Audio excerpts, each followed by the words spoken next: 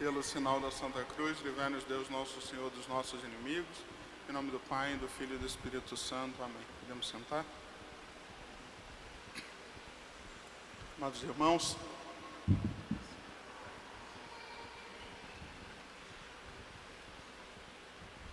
antigamente, e infelizmente hoje não tanto, as pessoas levavam a quaresma com muita seriedade.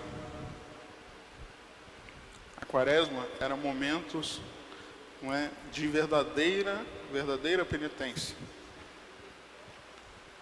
E a seriedade, a rigidez que era vivida na quaresma e que nós deveríamos também viver até hoje, fez com que a igreja criasse um período na liturgia como que de aviso, como que preparação para a quaresma, para que as pessoas não saíssem como que da vida normal e caíssem direto naquele tempo de tanta rigidez.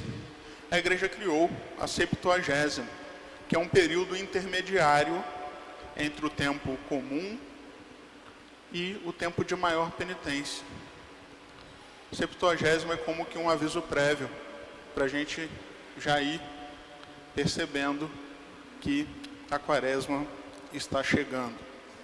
E justamente nessa perspectiva da chegada da quaresma, o Evangelho de hoje nos fala sobre o tempo de conversão.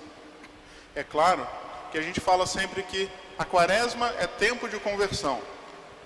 Isso não significa que só a quaresma que é tempo de conversão, né? Não é assim.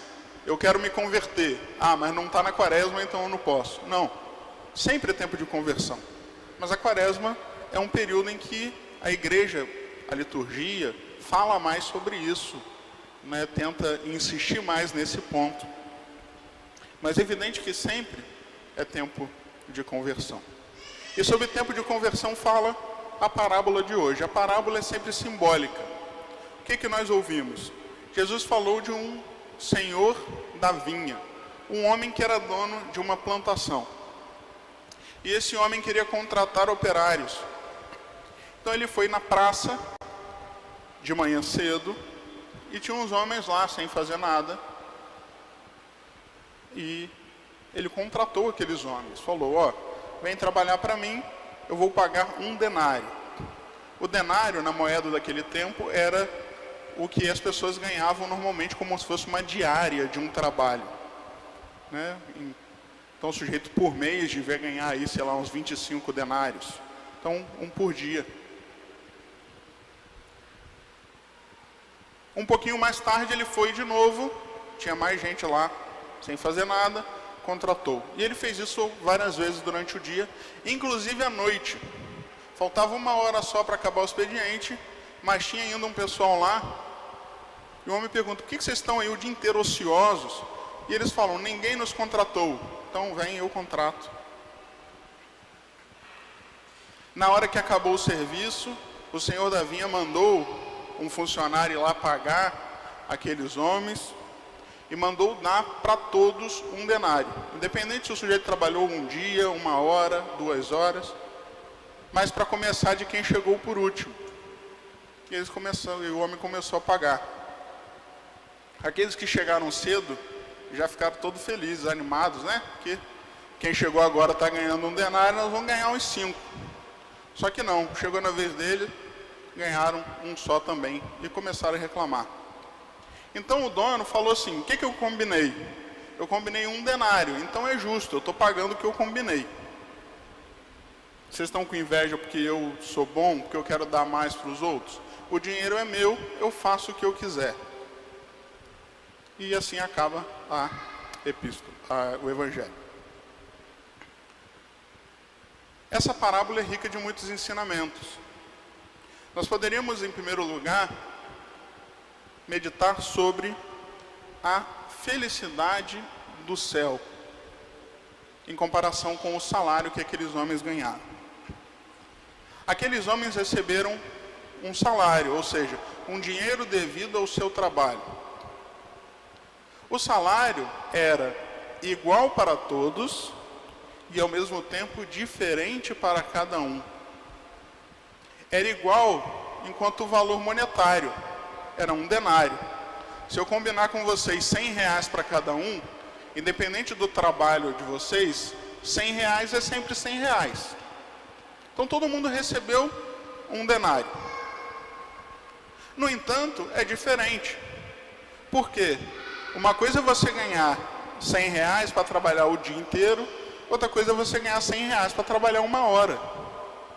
Então, todos receberam o mesmo valor enquanto moeda, mas eles receberam valores diferentes enquanto valor de trabalho. O trabalho de uns foi mais valorizado que o trabalho de outros. No céu, a felicidade é parecida com isso. A felicidade no céu é igual para todos, mas ao mesmo tempo diferente para cada um. Igual porque no céu todos nós seremos plenamente felizes. No céu todos nós seremos realizados na felicidade. No entanto, mesmo assim, existe no céu uma graduação de felicidade. A felicidade no céu se chama glória. A glória que nós recebemos no céu é proporcional à graça. A gente sabe do estado de graça. O estado de graça tem pessoas com mais graças, ou seja, com um amor de Deus, uma união com Deus maior do que outras. No céu, quanto maior a graça, maior a glória e, proporcionalmente, maior a felicidade. Então, existe sim uma certa diferença. No entanto, a pessoa que tem uma graça menor, ela não vai ficar infeliz, nem vai ficar invejosa que nem aqueles homens, porque os outros são mais felizes, porque para ela já está 100% feliz. Nós seremos obrigados a recorrer novamente, como muitos já conhecem, àquela comparação de Santa Teresinha. No céu, a felicidade são como copos. Existem copos pequenos e copos grandes. Nós podemos encher todos os copos. Todos estão cheios. No entanto, tem uns que têm mais água do que outros. O copo pequeno, ele não está infeliz porque ele não tem mais água, porque não cabe. Nossa felicidade no céu é assim. Todo mundo vai estar cheio, vai estar pleno da felicidade do céu. No entanto, alguns vão ter mais capacidade de receber glória do que outros. É o que diferencia os grandes santos daquelas pessoas que vão no céu como que no empurro, passando pelo purgatório, tendo que purificar as faltas. Não é que a pessoa que passou no purgatório vai ficar lá triste lá em cima, porque queria ser feliz igual o São Fulano. Mas a gente que ainda está aqui, que não morreu ainda, a gente ainda tem chance de aumentar o espaço do nosso coração para Deus, de forma que a gente possa receber o máximo de felicidade. Ainda dá tempo da gente crescer o nosso copo da felicidade no céu. Outro ensinamento que nós podemos tirar do Evangelho é que nenhuma hora chegou lá o Senhor, foi na praça, viu os homens à toa e falaram assim, eu vou dar um denário para cada um aí. Não. Só recebeu quem trabalhou. O salário, para ser salário, ele tem que ser retribuição por um serviço feito, não é uma doação. A felicidade do céu, para nós, é claro que ela é uma graça de Deus, mas ela não é uma graça de Deus que Deus sai distribuindo aleatoriamente. Deus dá o céu para quem foi trabalhar na sua vinha. Trabalhar na sua vinha é símbolo da conversão. Quem não se converteu não vai receber o prêmio. Muitas vezes a gente fica como aquelas pessoas ociosas na nossa vida espiritual, como que à toa, sem fazer nada, quando Deus está falando que nós precisamos entrar na vinha, nós precisamos trabalhar para a gente poder ser digno de receber o prêmio. Trabalhar. E justamente nesse período que precede a quaresma, é como que a igreja falando, ainda dá tempo da gente se converter. Se a gente ainda não se converteu totalmente, se a gente não se converteu na primeira hora, Deus vai até o fim. Até as vésperas da nossa morte, Deus está nos chamando. Mas o quanto antes a gente responder, melhor. A gente não pode ser como aqueles que não responderam. Por outro lado, e um terceiro ensinamento, nós vemos que o papel do tempo na nossa conversão, ele não é o papel principal. Aqueles homens trabalharam. Nós vemos que, no final das contas, quem trabalhou menos acabou ganhando proporcionalmente mais, porque ganhou, o dinheiro inteiro para uma hora só. Enquanto os outros que trabalharam o dia inteiro ganharam o mesmo. Às vezes, na vida cristã, isso também acontece. Pessoas que chegaram agora na igreja, pessoas que se converteram há pouco tempo, muitas vezes conseguem um grau de amor a Deus, de adiantamento espiritual, que supera muito pessoas que nasceram, foram criadas na igreja e nunca saíram. O tempo em que nós estamos convertidos, por assim dizer, não é garantia de santidade. Garantia de santidade é a intensidade do amor. Porque às vezes a gente pode cair no risco do comodismo. Eu nunca fiz nada de muito errado, estou na igreja desde sempre. Não é que eu não preciso fazer esforço, eu já vou para o céu mesmo. Não pode pensar assim. Muitas vezes, pessoas que chegaram agora estão mais adiantadas porque elas colocaram um grau de amor no coração, colocaram uma fidelidade a Deus em pouco tempo, maior do que aquela que nós adquirimos durante muitos anos de caminhada. É por isso que nós vemos santos que se converteram com 40, 50 anos e que são santos, canonizados, que atingiram um grau de perfeição que muitas vezes pessoas que viveram muitos e muitos anos ali na igreja, sem grandes atropelos, mas que não conseguiram alcançar, porque se acostumaram, ficaram como que escorregando para sempre no mesmo lugar, não vai nem para trás nem para frente, fica brincando ali. O tempo não é o mais importante, nós vamos receber o prêmio de acordo com o amor. E é por isso também que nós temos que apoiar uns aos outros, de forma a entender que às vezes aquelas pessoas que estão chegando agora, aquelas pessoas que chegaram depois de nós, tem que ter espaço e tem que ter o nosso apoio na caminhada cristã, porque muitas vezes essas pessoas podem nos superar. E Deus queira que todos aqueles que estão chegando agora, que chegaram há pouco tempo, possam crescer e muito na caminhada da fé.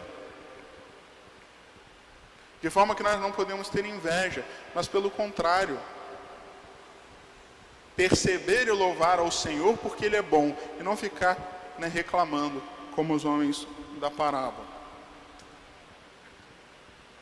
A epístola de São Paulo fala para nós de outro tema, do tema da penitência. Como preparação para a quaresma, não tinha como ficar de fora esse assunto. São Paulo faz a comparação, para nos ensinar a penitência, com os esportes.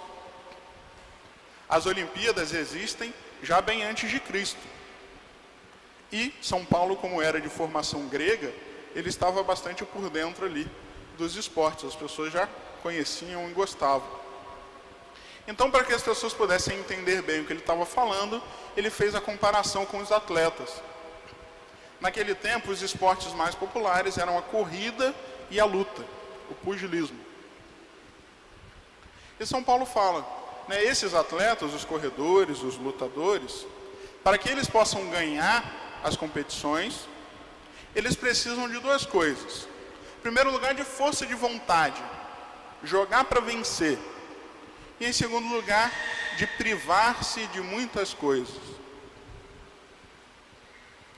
Se a gente compara com a nossa cultura, né, que é a cultura mais do futebol, a gente sabe que os jogadores, para ganhar, eles têm que ter vontade de ganhar, não pode fazer corpo mole. Da mesma forma, na vida espiritual, nós temos também que ter vontade. Muitas das vezes que nós ficamos empacados nos nossos pecados, é porque é falta de vontade. Deus sempre vai dar a graça se a gente pedir. Seria um absurdo a gente achar que a gente não está conseguindo vencer o pecado porque Deus não está ajudando. Pelo amor de Deus, é evidente que Ele vai querer que você vença os seus pecados. Mas a pergunta é, será que nós de fato queremos vencer os nossos pecados? Ou será que a gente está só enrolando? A força de vontade é fundamental. É a força de vontade que vai dar condições de você se afastar das ocasiões, de você se dedicar à oração, porque você percebeu que tem uma meta e que essa meta precisa ser cumprida. Se não tem garra, fica difícil. Da mesma forma, os jogadores se privam de muitas coisas. É claro, e a gente sabe, que os atletas, de um modo geral, principalmente os jogadores, são pessoas que têm muito dinheiro, pessoas que têm fama. Mas, no entanto, por mais que tenha todo o glamour, no entanto, eles têm também que sacrificar muitas coisas. Os atletas, eles têm um ritmo de vida, eles têm uma dieta que eles precisam seguir, eles têm exercícios, eles têm contusões, eles têm que se afastar muitas vezes da família. Existem situações adversas, existem coisas que eles precisam deixar para trás que são boas. Mas eles deixam isso para trás porque eles sabem que isso é necessário para que eles possam ter sucesso na sua carreira. A gente faz isso o tempo todo. Quando a gente quer alguma coisa, a gente tem a maior facilidade de sacrificar outras. Quando a gente quer passar na prova, na faculdade, a gente estuda até tarde. Quando a gente quer um emprego melhor, a gente acorda cedo. Quando a pessoa quer emagrecer, ela faz dieta, faz exercício. Quando a pessoa quer juntar dinheiro, ela para de comprar coisas inúteis. A gente está acostumado, a gente faz isso todos os dias. Só que existe uma chave que o diabo colocou na nossa cabeça de que a gente faz isso para as coisas da terra. Quando é para as coisas do céu, emperra a chave. Eu renuncio à comida para ficar mais bonito, mas eu não renuncio à comida para fazer penitência. Eu renuncio ao meu tempo para conseguir melhorar de vida, mas eu não renuncio ao meu tempo para aumentar na graça. Se nós não nos acostumarmos a nos mortificar, se nós não nos acostumarmos a se privar de coisas que são boas, porque isso é necessário para que a gente se exercite na vida espiritual, para que a gente saiba dizer não para o pecado, para que a gente possa alcançar o céu, nós nunca vamos atingir o prêmio. São Paulo fala, os atletas fazem isso para ganhar uma coroa que perece. No tempo dele, o sujeito ganhava um pedaço de mato que botava na orelha e falava que aquilo era a coroa do prêmio da Olimpíada. Hoje em dia o negócio melhorou um pouco, mas é ouro. Por mais que ouro seja valioso, o que é ouro comparado ao céu? Você vai morrer, seu ouro vai ficar. Nós vivemos uma grande desproporção na nossa vida, quando a gente é capaz de sacrificar coisas para alcançar bens da terra, mas não somos capazes de sacrificar nada para alcançar os bens do céu. Saber colocar o corpo como escravo, como servo, é um caminho único e necessário para nós alcançarmos a nossa salvação. É o que São Paulo fala: eu reduzo o meu corpo à servidão. Dentro de nós existe como que uma guerra da nossa razão com o nosso corpo.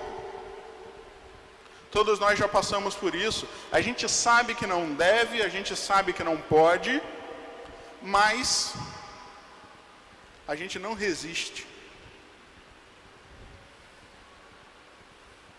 A gente não resiste porque a gente acostumou mal o nosso corpo a fazer tudo o que ele quer.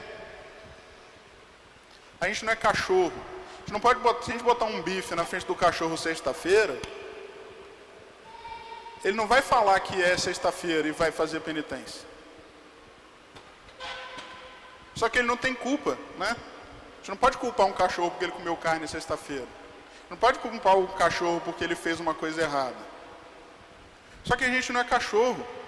Quando a gente está diante do pecado, nossa mente avisa, nossa consciência fala. A gente não age por instinto. Nós somos colocados diante de uma escolha.